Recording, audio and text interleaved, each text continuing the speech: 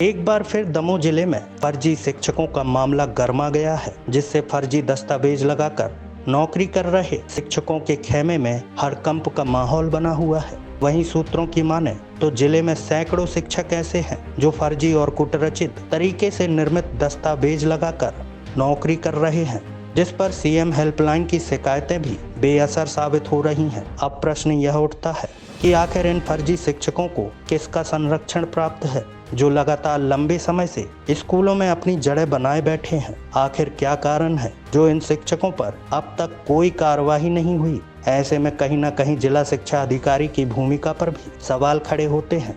वहीं इस मामले में जब कलेक्टर सुधीर कुमार कोचर से बात की गई तो उन्होंने बताया कि मामले में समीक्षा कर कार्रवाई की जाएगी। फर्जी दस्तावेज लगाकर नियुक्ति पाने वाली बात हमारे संज्ञान में है। जांच में हमारी तरफ से कोई भी लापरवाही नहीं की जाएगी। देखिए सभी जितना मुझे याद है कि कुछ मामले उसमें जो हैं एक दो मामलों में कोर्ट का स्टे है, कुछ मामलों में जांच रिपोर्ट ज्वाइंट डायरेक्टर तक गई है।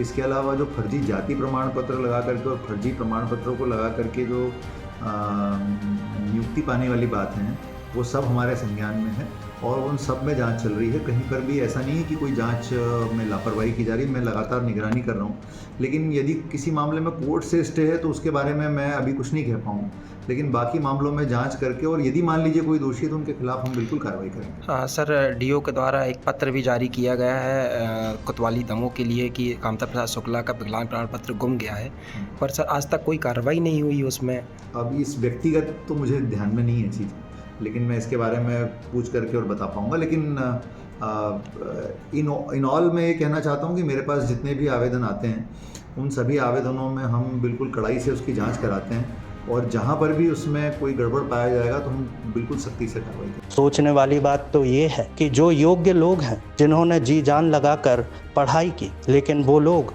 आज भी अपनी योग्यता के अनुसार पद नहीं पा सके। वहीं दूसरी ओर कुछ भ्रष्टाचारी अधिकारियों के मदद से अयोग्य व्यक्ति ऐसे महत्वपूर्ण पदों पर विराजमान हैं जो शायद चपरासी के पद पर भी काम करने योग्य नहीं है। बहरहाल अब देखना होगा कि इन फर्जी शिक्षकों पर प्रशासन द्वारा क्या ठोस कार्रवाई की जाती है, या हर बार की तरह इस बार भी जांच के नाम पर मामले में लीपापोती कर मामले को दबा दिया जाएगा। दमोह से प्रवेश विश्वकर्मा की रिपोर्ट।